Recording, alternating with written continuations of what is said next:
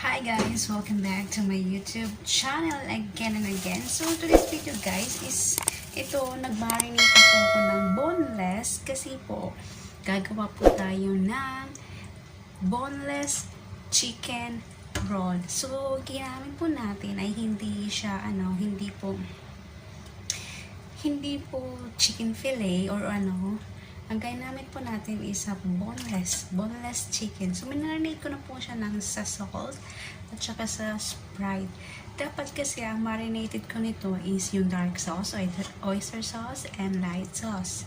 Tapos, yung amo ko is parang disapprove ata siya sa nung unang ginawa ko kasi gusto niya maputi yung Sabi ko, let's see kung magagawa ko ng paraan. So, I decided to marinate ko na lang siya sa Sprite kasi wala siyang ibang color kasi ang Sprite naman is kulay puti. So, itatry po natin. So, lalagyan natin na to ng paminta. So, syempre, iluluto na, gagawin natin po siya. I-steam po natin. So, meron po akong foil. Dito.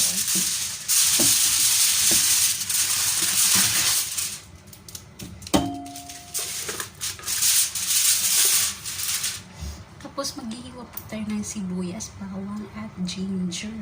Yun ang ipapalaman natin sa loob para may lasa siya. So tara na.